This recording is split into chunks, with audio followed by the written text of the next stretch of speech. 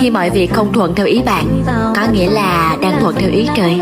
Mà trời thì chẳng theo việc ai cả.